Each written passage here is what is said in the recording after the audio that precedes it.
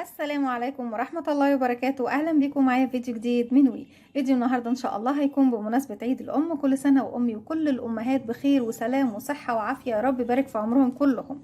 هقدم معاكم فكرة جميلة جدا، فكرة لعمل شال بس جديدة. هنستخدم فيها مربع الجراني وغرزة الزجزاج بطريقة سهلة جدا وبسيطة، وإن شاء الله تنول إعجابكم. أتمنى إذا عجبكم الفيديو تدعموني بلايك وشير، والبنات اللي لسه أول مرة يتابعوني يضغطوا اشتراك، وكلنا ندوس على زرار تفعيل الجرس عشان يوصلنا دايما كل جديد. ممكن نستخدم الخيوط السادة أو الخيوط الملونة شنجا، وممكن نستخدم خيوط صوف أو خيوط قطن لكن بما إننا في فصل الربيع وداخلين على فصل الصيف إن شاء الله، أفضل إن احنا نستخدم الخيوط القطنية. وكمان الخيوط القطنية احنا ممكن نستخدمها في الشتاء لأن هي بتكون تقيلة مع شغلها، بتكون حلوة جدا.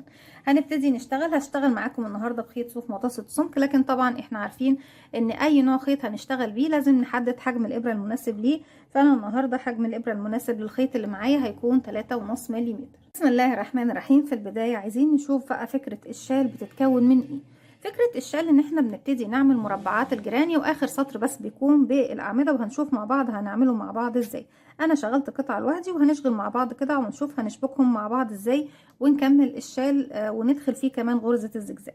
زي ما احنا شايفين المربع بيكون سطر 2 3 4 سطور بطريقة الجراني، وبعد كده بشغل اخر سطر بغرزة الاعمدة.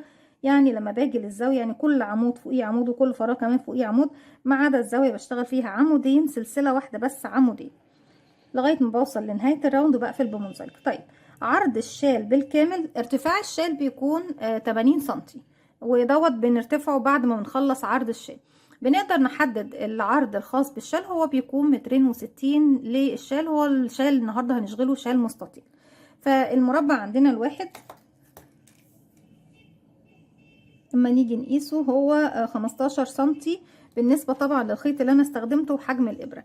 اما طبعا على اساس حجم الخيط اللي هتستخدميه والابرة اللي هتستخدميها بتبتدي تقيسي عرض المربع، يعني من اي اتجاه. بتبتدي من هنا لهنا، من الزاوية دي للزاوية دي، وتمري بالمنتصف، او من الزاوية دي للزاوية دي، لان هو مقاس واحد في الاتجاهات كلها.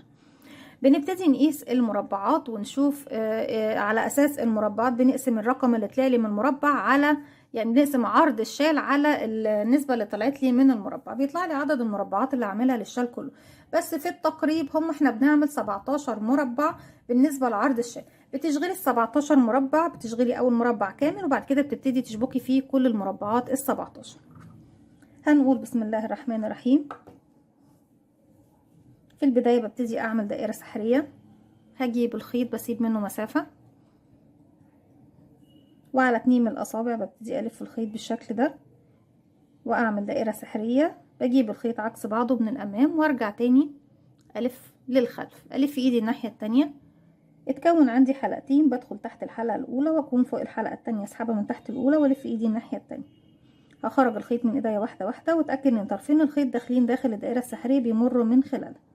طرف الخيط اللي هو غير متصل بالشلة بحافظ عليه، لكن هو انا مبشتغلش بيه. طيب، بحافظ عليه ليه؟ لان هيقفل لي الدائره السحريه في النهايه. اما طرف الخيط المتصل بالبقره برفعها على ايدي وابتدي اشتغل. الدائره السحريه ما اقدرش اشتغل فيها قبل ما اقفلها. طيب، بقفلها ازاي؟ بلف الخيط وبخرج من الحلقه اللي عندي على الابره. الحلقه دي زي ما احنا عارفين كتير مننا اللي بيتابع القناه، قلت معاكم ان هي بتقوم معانا بدورين. الدور الاول بتكون قفلت لي الدائره السحريه، والدور التاني هي بتكون جزء من ارتفاع الغرزه الاولى، او ارتفاع الغرزه الاولى لو بشتغل بغرزه حشو.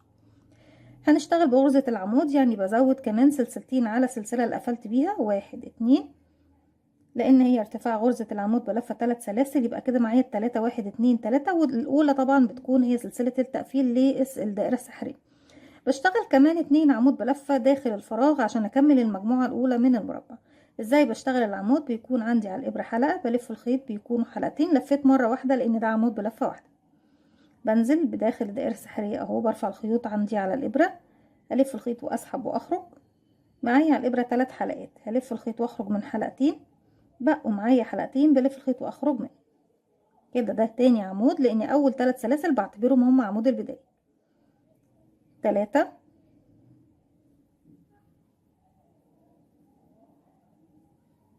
بعد ما اخدت 3 عمود باخد سلسلتين مسافه، 1 2، وارجع اشتغل تاني داخل الدائره كمان 3 عمود. طيب، انا حاسه ان الدائره واسعه ومش عارفه اشتغل، بشدها شويه كده خيط البدايه، بضيق مركز او سنتر او منتصف الدائره. هرجع اشتغل 3 عمود بلفة تاني كمان داخل الفراغ. 1 2 3.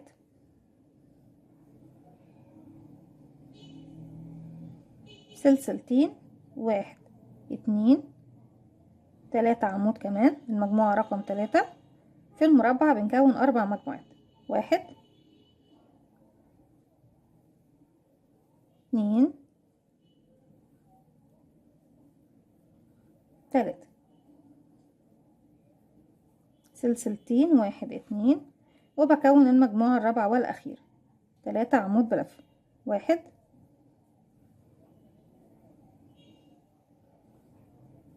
2 3. كده كملت الأربع جوانب عندي. طيب هنعمل ايه؟ طرف خيط البداية ببتدي اشده، بقفل مركز الدائرة خالص، وكده تكون عندي المربع ب3 زوايا. طب الزاوية الرابعة لسه ما كونتهاش، وبتكون هي السلسلتين اللي بعد كل 3 عمود. 1 2. هروح لتالت سلسلة ارتفاع. 1 2 رقم 3. برفع كده الحلقة الأمامية واروح نازلة تاني من تحتها وارفع من وراها الحلقة الخلفية مع المطب. هخلي معايا خيط البداية على الإبرة واسحب الخيط من تحتهم ومن تحت الحلقة اللي عندي على الإبرة. لما باجي اشتغل ما بشتغلش فوق الأعمدة خلاص، بشتغل فين؟ في الزوايا. يعني همشي بمنزلقة لغاية ما اوصل للزاوية كده. 1 2 3. فوق الزاوية ببتدي اشتغل 1 2 3 سلسلة وكمان 2 عمود بلفة. 1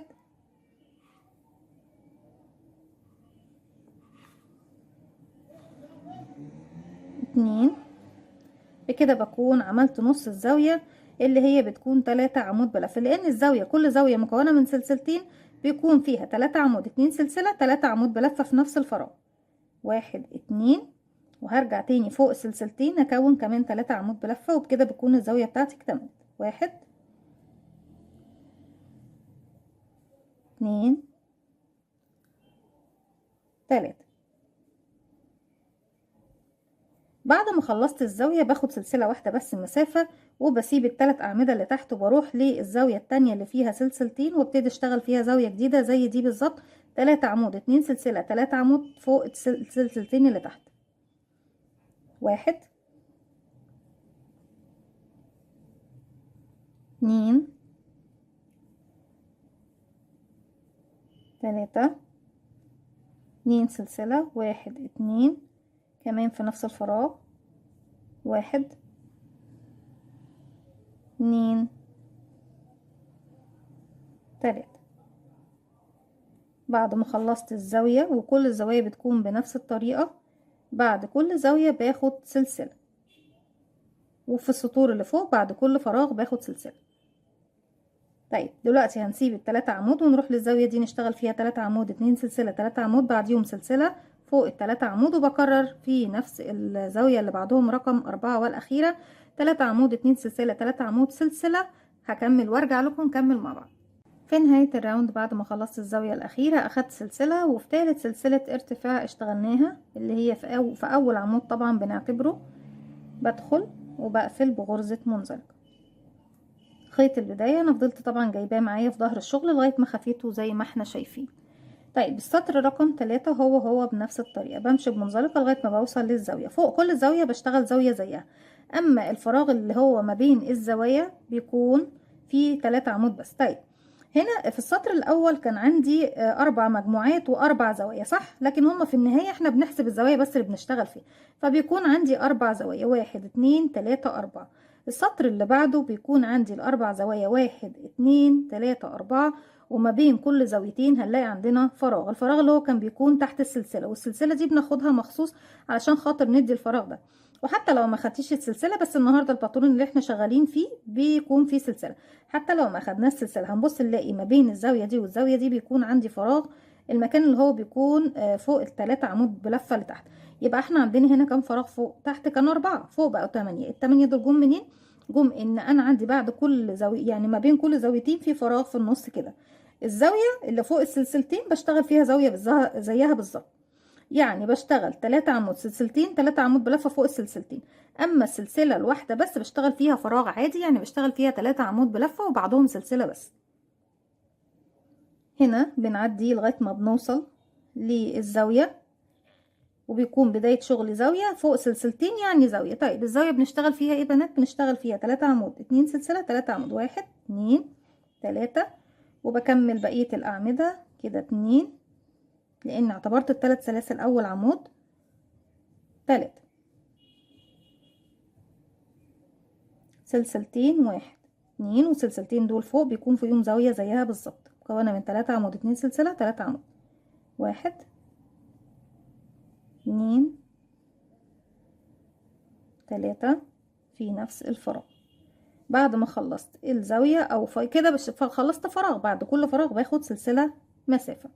هنا هيقابلني فراغ عادي بقى اللي هو فوق السلسلة الواحدة، بشتغل فيه 3 عمود بلفة بس. هنا بشتغل فوق الزاوية مرتين، فوق الفراغ العادي مرة واحدة بس، والمرة بالنسبة لي 3 عمود 1 2 3. كده اشتغلنا مرة مكونة من 3 عمود سلسلة. هتقابلني ايه؟ هتقابلني زاوية. طيب انا عرفت منين انها زاوية؟ اولا عندي السلسلتين يعني فيهم سلسلتين بتديني مساحة ان انا اشتغل فوقيها زاوية. ثانيا ان انا شغالة في الفراغ اللي تحتها مرتين 3 عمود و3 عمود. خلاص يا بنات، هروح اشتغل فوقيها زاوية زيها مكونة من 3 عمود سلسلتين 3 عمود 1 2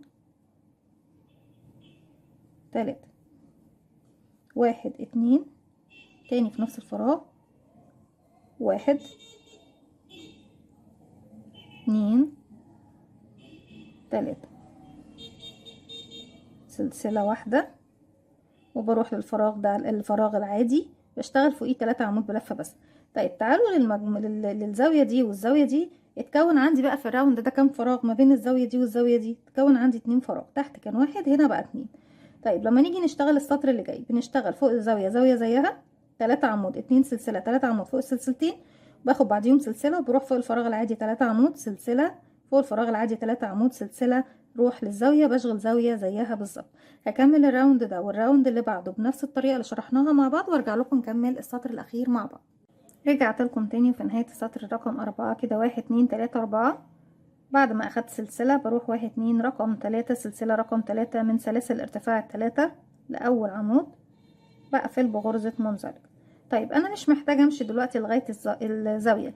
ليه؟ لاني بشتغل على كل الفراغات اللي قصادي، بشتغل على كل فراغ عمود بلفه، على عمود عمود وعلى سلسله كمان عمود. لكن لما بوصل للزاويه فوق السلسلتين بشتغل فيها 2 عمود سلسله واحده 2 عمود بلفه. طيب بما اننا هنبتدي نشتغل على كل الفراغات اللي في السطر ده، برتفع فوق العمود ده اللي هو سلاسل ارتفاع 1 2 3، وبعتبره اول عمود فوق اول عمود. هروح لرقم 2 بشتغل تاني عمود، وفوق العمود اللي بعده عمود.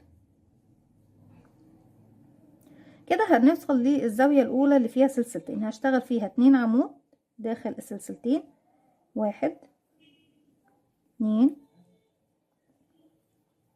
سلسلة واحدة بس، وكمان بكرر 2 عمود بلفة في نفس الفراغ 1 2. ارجع هلاقي الأعمدة التلاتة هشتغل فوقيهم 3 زيهم، فوق كل فراغ فراغ يا بنات. بكرر 1 1 1 عمود، هتقابلني السلسلة بشتغل من فوقيها عمود 1 ال3 عمود فوقيهم 3 عمود 1 1 1 السلسلة فوقيها عمود ال3 عمود 3 عمود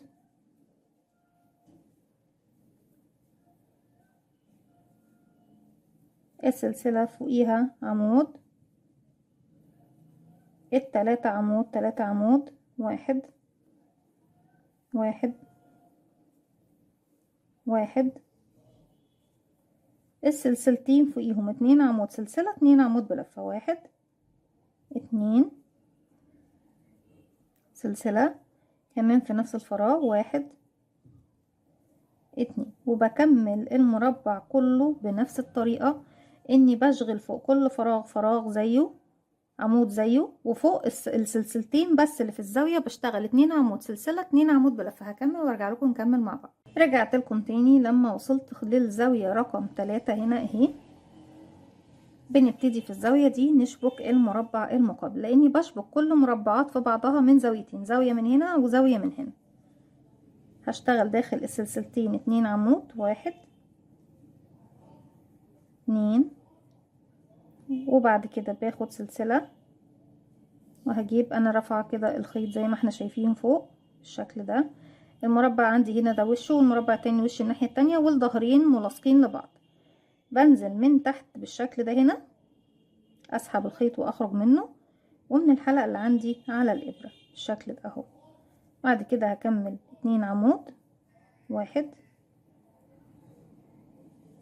2 كده بالشكل ده. شبكنا المربعين في بعض زي ما احنا شايفين. ولما باجي اعمل مربع بعدهم بشبكه في الزاويه اللي هنا او في الزاويه اللي هنا، يعني اي واحد فيهم بقى المفروض هيكون الاول، ايا كان زي ما انتوا حابين. وبعد كده بفضل اشبك مربع مربع مربع مربع لغايه ما بوصل لعرض الشال اللي احنا ايه حابينه. بكمل لغايه نهايه السطر بنفس الطريقه بقى العاديه بتاعتنا، اللي انا بشغل عمود فوق كل فراغ بما فيه سلاسل، وفي الزاويه بشغل عمودين سلسله عمودين. رجعت لكم تاني في نهاية المربع التاني بعد ما شبكناه في الأول. عدد المربعات بيكون هو عرض الشال. الشال طبعا الحجم اللي انت محتاجاه للعرض بتعملي على أساسه عدد المربعات اللي انت محتاجاه. بتفضلي تشغلي مربعات لغاية ما توصلي للمقاس العرض المطلوب معاكي، وبعد كده بتبتدي تشتغلي بالطريقة اللي هنشغلها مع بعض النهاردة. تبتدي عرض الشال بيبتدي معانا من 15 ل 17 وحدة على حسب عرض الشال اللي انت حباه، سواء عريض قوي او كنس شوية. باجي هنا بعد ما خلصت المربع كله 1 2 تالت سلسلة ارتفاع، ببتدي ادخل واقفل فيها بغرزة منزلقة. طيب لما هاجي اشتغل هشتغل في الزاوية، يعني انا محتاجة امشي بمنزلقة لغاية ما اوصل للزاوية. هنشتغل بالغرزة النائمة، وبنسميها النائمة لان هي ما بتبانش معانا في الشغل. طيب هنا عندنا باجي بقى عند العمود اللي هو بعد الزاوية على طول، همشي بردك بمنزلقة العمود اللي هو الاول هنا ده،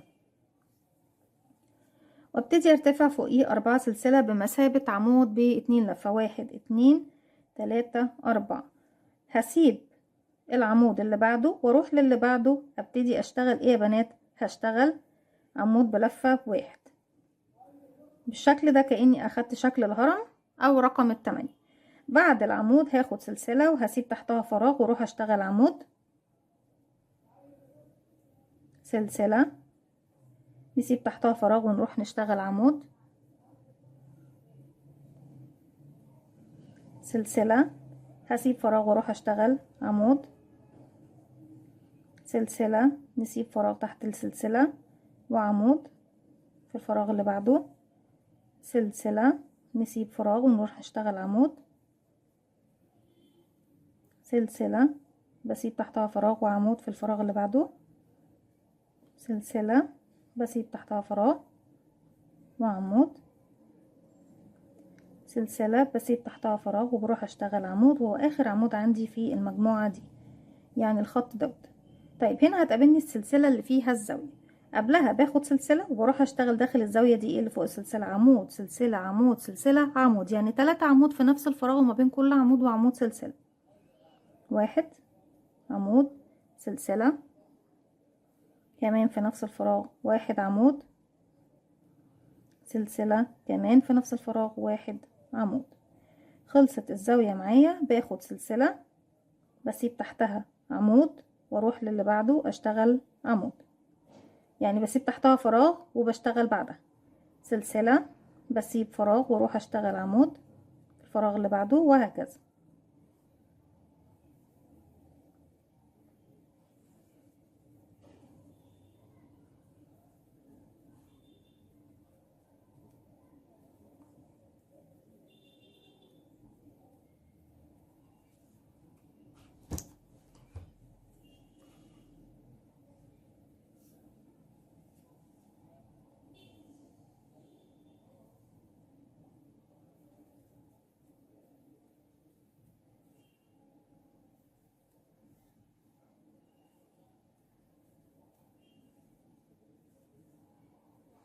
بكده بنكون اشتغلنا لغاية طبعا قبل الزاوية الأخيرة هنا في المربع ده.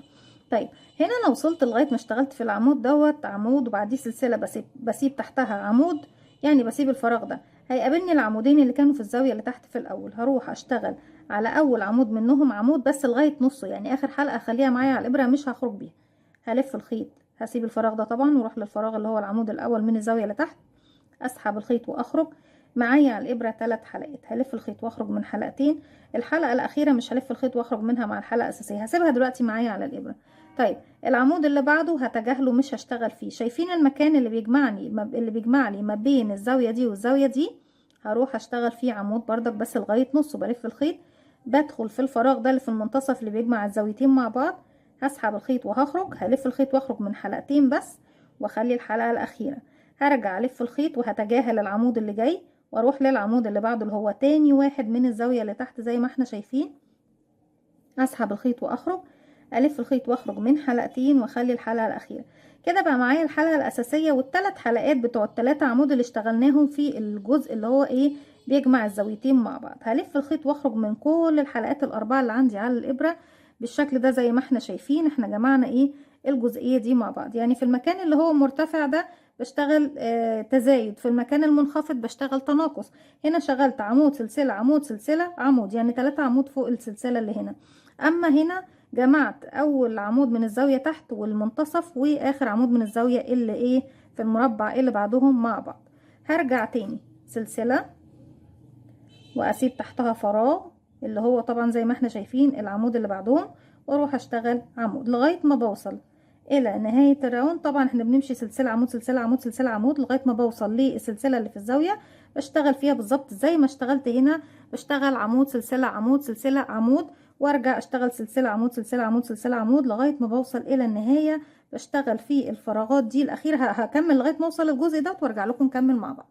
رجعت لكم تاني وفي نهاية المربع التاني هنا بيكون عندي المكان اشتغلت عمود فاضل لي 1 2 3.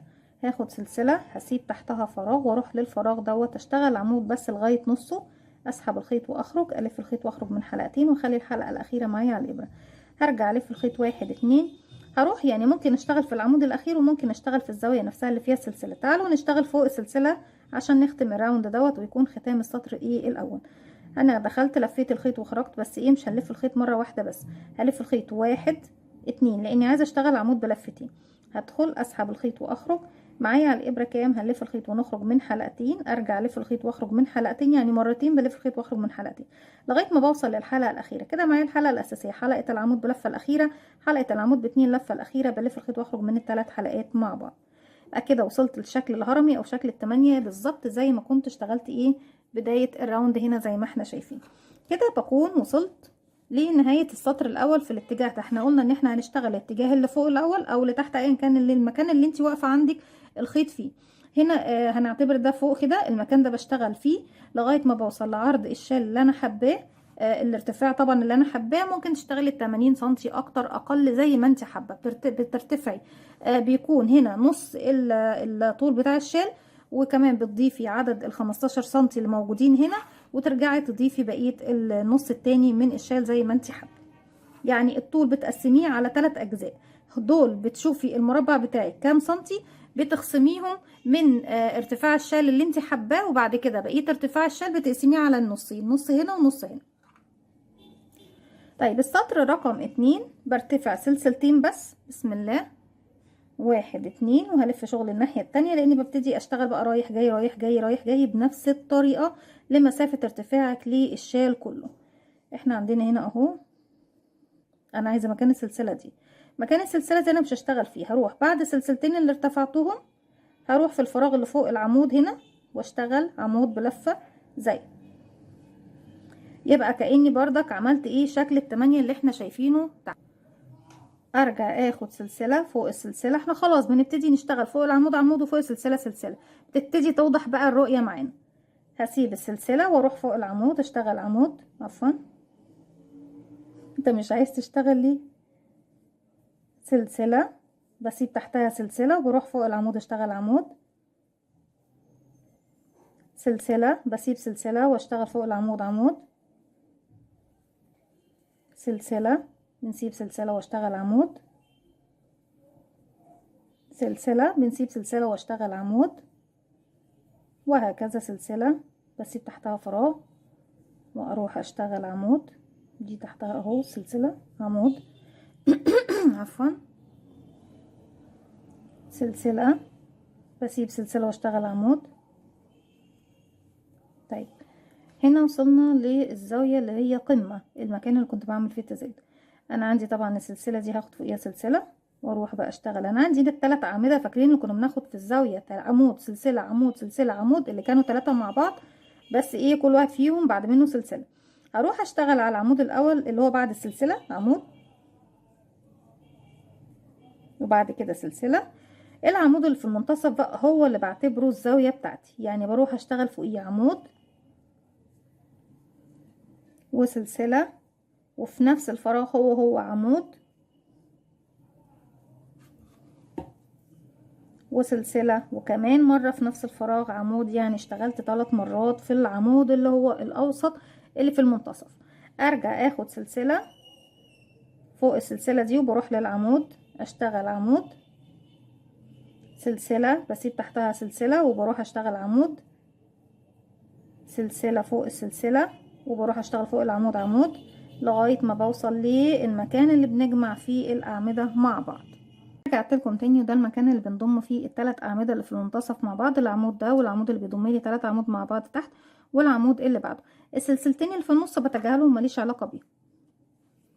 بعد ما اشتغلت عمود سلسلة هسيب السلسلة واروح اشتغل العمود ده لغاية نصه، يعني اخر حلقة اخليها على الابرة، الف الخيط وادخل، الف الخيط واخرج من حلقتين واخلي الحلقة الاخيرة. هرجع الف الخيط، هدخل بقى في العمود اللي هو بيجمع لي ال3 مع بعض من تحت، الف الخيط واخرج من واخلي الحلقة الاخيرة، الف الخيط. هسيب السلسلة دي، احنا طبعا سيبنا السلسلة اللي ما بين العمود ده والعمود ده، هسيب السلسلة اللي بعدها واروح للعمود اخد عمود لغاية نصه، بقى معايا 4 حلقات، الف الخيط واخدهم مع بعض زي ما احنا شايفين. يعني اشتغلت على العمود العمود ده، سبت السلسله اللي بعده، اشتغلت على راس العمود اللي بيجمع لي ال3 مع بعض، سبت السلسله اللي بعده، اشتغلت على العمود اللي بعده. هاخد سلسله مسافه بسيب تحتها طبعا الفراغ دوت اللي فوق السلسله اللي تحت واشتغل عمود، وهكذا بكمل لغايه ما بوصل الى راس العمود اللي هو رقم 2 في الاعمده ال3 اللي في المنتصف هنا في الزاويه. بشتغل فيه زاويه جديده مكونه من عمود سلسله عمود سلسله عمود، وارجع سلسله عمود سلسله عمود سلسله عمود سلسله عمود لغايه ما بوصل للنهايه. هكمل وارجع لكم. رجعت لكم تاني وفي نفس المكان اللي احنا واقفين فيه ده زي ما احنا شايفين. هنا اشتغلت العمود دوت وبقي لي ايه سلسله عمود سلسله، العمود اللي هما الاتنين مع بعض اللي باتنين لفه، والعمود اللي لوحده. طيب زي ما احنا شايفين هروح اشتغل ايه بقى، اخدت سلسله هسيب تحتها سلسله، هروح اشتغل العمود ده ومع العمود اللي ب2 عمود من تحت دول مع بعض، هسيب السلسله وهدخل في العمود اللي هو وراها، اشغل لغايه نص العمود عمود بلفه، ارجع الف الخيط، بسيب السلسله اللي تحت واروح فوق العمودين اللي مع بعض، ادخل اسحب الخيط واخرج، الف الخيط واخرج من حلقتين. المره دي خلاص بنبتدي نشتغل بقى بعمود بلفه واحده، معايا 3 حلقات، هلف الخيط واخرج من ال3 مع بعض. بنفس الطريقه دي زي ما احنا ارتفعنا السطر اللي فات برتفع سلسلتين، بسيب السلسله واروح اشتغل عمود سلسله عمود سلسله عمود لغايه ما بوصل للعمود اللي في المنتصف. هنا بشتغل فيه عمود سلسله عمود سلسله عمود، وبعد كده سلسله عمود سلسله عمود سلسله عمود، بجمع ال3 عمود اللي في المنتصف مع بعض دوت وده اللي مع ال3 اللي مع بعض في حلقه واحده من فوق، والعمود اللي بعدهم، وبتجاهل طبعا السلسلتين اللي ما بينهم، وبكمل بنفس الطريقه اتاني رايحه جايه رايحه جايه رايحه جايه لغايه ما بوصل للارتفاع اللي هو بيكون نص ارتفاع الشال، اللي احنا بعد ما بنخصم منه ايه يا بنات عشان ما نبقاش بردك ايه نحدد المقاس ايه بطريقه غلط. بنخصم الاول طول المربع اللي احنا عاملينه من عرض من اللي هو طول الشال كامل. يعني لو انت طول الشال 80 هتخصمي منه 15 سنتي، واللي هيتبقى معاكي هتقسميه على الجنبين، الطول من هنا والطول من هنا. بترتفعي بقى لغايه ما توصلي للطول المناسب من هنا، او نص الطول من هنا ونص الطول من هنا، وبعد كده بنشتغل السطر اللي احنا هنشوفه مع بعض. لكن قبل ما نشتغل السطر ده مع بعض انا هوصل خيط هنا في الزاويه دي بردك تاني، وارجع اشتغل على الجنب ده. احنا هنا اشتغلنا سطرين، لكن انتوا طبعا هتفضلوا تشتغلوا لغايه ما توصلوا لنص الطول اللي انتوا حابينه. لكن انا هوصل للخيط تاني وابتدي اشتغل على الجنب ده سطرين زي ما اشتغلنا فوق سطرين، وبعد كده ارجع لكم نقفل الشال مع بعض. رجعت لكم تاني مع الوحده المصغره من فكره الشال اللي معانا النهارده، وزي ما قلت لكم انتوا بترتفعوا من هنا ومن هنا لغايه ما بتوصلوا لطول الشال اللي انتوا محتاجينه. طيب السطر الاخير من الشال بنشغله ازاي؟ من نفس المكان اللي انتي واقفة فيه برتفع 3 سلسلة وبعتبرهم فوق اول فراغ موجود عندي. 1 2 3. الف شغل الناحية التانية، اشتغلت فوق اول فراغ هروح لسلسلة اشتغل فوقيها عمود، وفوق العمود عمود. كل فراغ بيقابلني بشغل فوقيه عمود بلفة واحد. فوق السلسلة عمود، فوق العمود عمود، وبكمل كده لغاية ما بوصل للزاوية. هكمل وارجع لكم. كده وصلنا للثلاث أعمدة اللي في الزاوية. انا اشتغلت سلسلة اللي قبليهم. اول عمود هشتغل فوقيه عمود، عمود واحد. السلسلة اللي بعد العمود الاول هشتغل فيها 2 عمود بلفة واحد، كمان في نفس الفراغ 2. العمود اللي في المنتصف هاخد فوقيه سلسلة واحدة ومش هشتغل فيه. هروح للسلسلة اللي بعده واشتغل 2 عمود في نفس الفراغ كده واحد، كمان مرة في نفس الفراغ 2. هروح اشتغل في العمود اللي بعدهم عمود، وبكمل فوق كل فراغ عمود عمود عمود عمود عمود لغاية ما اوصل للمكان اللي بيجمع الأعمدة مع بعض وارجع لكم. زي ما احنا شايفين كده وصلنا للثلاث أعمدة اللي في المنتصف. انا اشتغلت السلسلة دي. هنا هتبقى لي العمود دوت والعمود اللي بيجمع لي الثلاثة مع بعض، والعمود اللي بعده سلسلتين اللي ما بين الثلاثة دول انا ما بشتغلش فيهم اي حاجة. هلف الخيط، هروح للعمود دوت اشتغل العمود لغاية نصه، واروح للعمود اللي بيجمع الثلاثة مع بعض. احنا طبعا بصوا يا بنات لما بنكون في العدلة دي بيكون عندي ايه الفراغين، لكن واحنا مقلوبين كده هتبصوا تلاقوا ايه الفراغ قريب منك شوية. نشتغل عمود لغاية نصه، والعمود اللي بعده بسيب السلسلة طبعا اللي ما بين كل عمود وعمود من التلاتة. العمود التالت لغاية نصه. معايا 4 حلقات هلف الخيط واخرج منهم كلهم مع بعض.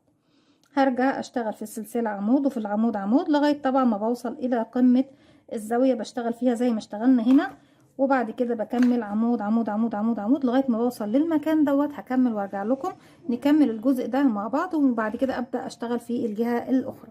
وصلت كده زي ما احنا شايفين للمكان اللي بيجمع الأعمدة مع بعض. دي السلسلة اللي قبله بشتغلها فوقيها عمود، وقمة العمود بشتغلها عمود واحد. طيب احنا المفروض ان احنا ماشيين كده على العرض. المفروض العمود الاخير دوت بيكون عندي عمود عادي بلفة واحدة، يعني بشتغل عليه 3 عمود بلفة على العرض كده. ليه بشتغل 3؟ لان ارتفاعنا للعمود بلفة بيكون 3 سلسلة. 1 2 3. طيب السطر اللي قبله هو السطر الاول، وناخد بالنا من النقطة دي. هشتغل في قمة العمود عمود، وعلى العمود ب2 لفة هشتغل 4 عمود بلفة. ليه؟ لان العمود ب2 لفة بيكون ارتفاعه 4 سلسلة كده. 1 2 3 4. طيب وصلنا للزاوية. فوق الزاوية بقى هشتغل ايه؟ اللي هي الزاوية اللي بتكون في الجنب هنا يا بنات. هشتغل 3 عمود في نفس الفراغ. 1 2 3، زي ما احنا شايفين بالشكل ده. شايفين جنب جنب الشال بيكون بالطريقة دي. طبعا احنا مع ارتفاعنا المساحة اللي هترتفعيها بيكون ارتفاع طبعا اكبر من كده بكتير. بتشوفي الشكل طبعا النهائي بيكون شكل زي ما احنا شايفين كله زجزاج بنفس الشكل ده بس على كبير. ارجع تاني هلاقي العمود ب4 لفة بشتغل فيه 4 عمود. 1 2 3 4، وقمة القمة اللي بتجمع لي العمودين مع بعض اهي.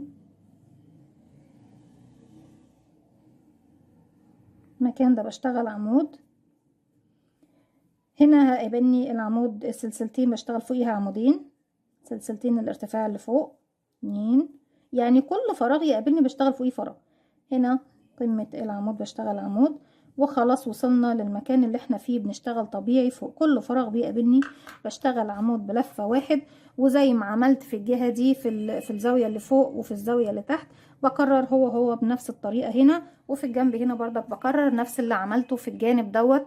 هكمل لغاية ما اوصل للنهاية وارجع لكم نكمل بس ايه اخر جزء في الشال النهاردة، وهو الدوائر او الفستونات اللي بتكون موجودة فوق قمة كل زاوية. رجعت لكم تاني في النهاية بقفل بمنزلقة في ثالث سلسلة ارتفاع في الاخر هنا اهو بالشكل ده، وبلف الخيط وبخرج من الحلقة اللي على الابرة، بسيب 10 سنتي واقصه، وبعد كده ببتدي انضف بابرة التنظيف.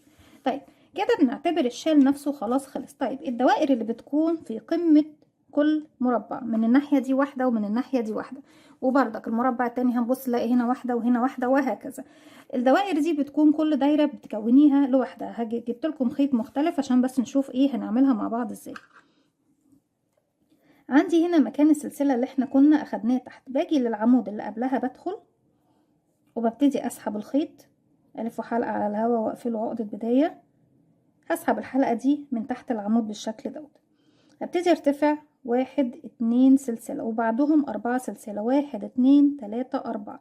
انا ليه ما قلت الستة سلسلة على طول؟ لان انا عايزة احدد الاتنين اللي تحت لوحدهم والاربعة اللي فوق هيكونوا غرزة بيكوت. هسيب 1 2 3 4 واروح للسلسلة رقم 2 هنا اللي هي بعد الاربعة طبعا، 2 من تحت يا بنات. ادخل اسحب الخيط منها ومن الحلقة اللي عندي على الابرة. فاكرين مكان السلسلة اللي تحت؟ هنزل تحتها والف الخيط واخرج، معايا حلقتين هلف الخيط واخرج منهم كده، شبكت بغرزة حشو. ارجع بعد كده اعمل ايه؟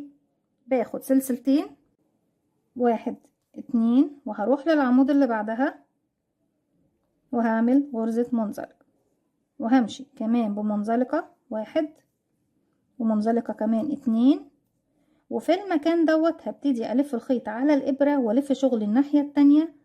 هسيب بقى المنزلقة والسلسلتين، وشايفين البيكوت اللي احنا عملناها الفراغ اللي هو قفلناه ب4 سلسلة، هدخل داخل الفراغ ده اشتغل 13 عمود بلفة. 1 الخيط ده طبعا بإبرة التنظيف بنكون سايبين مسافة 10 سنتي وبنبتدي نخفيه تحت الغرز. 2 3 4 5